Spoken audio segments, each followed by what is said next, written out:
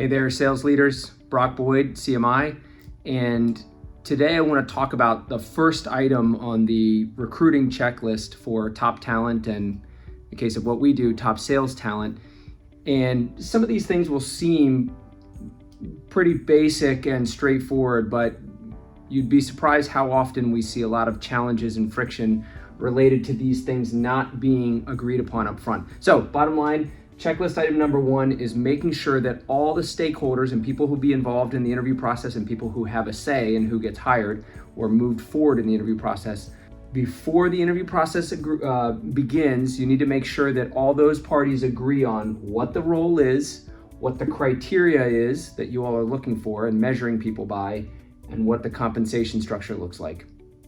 The role, again, it would surprise a lot of people, I think, to know how often one person in the process thinks that this is a pure hunter role and another one thinks that this is a 50-50 role between account management and upselling, cross-selling existing customers versus net new customer acquisition.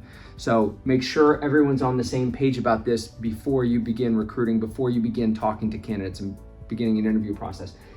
Second, this is the biggest one by far, the criteria. Making sure everybody agrees this is who we're looking for, this is the background that we want, this is the style or personality that we want.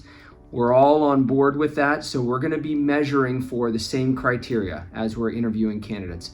And when we are moving people forward or not, it's not like you've got two people measuring completely, for completely different things, and therefore the on average, the person who gets past person A never gets past person B, and the person who would get past person B doesn't get past person A because they're looking for different things.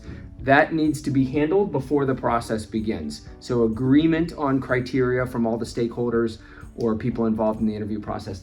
And the last thing is compensation. That seems relatively straightforward, and it is a lot more straightforward than criteria, for example, but there are times where the discrepancy in what one person involved in the process thought the compensation was going to look like is different than what someone who very much has a say or is the final decision maker on compensation says once you get deep into the interview process or even to the offer stage.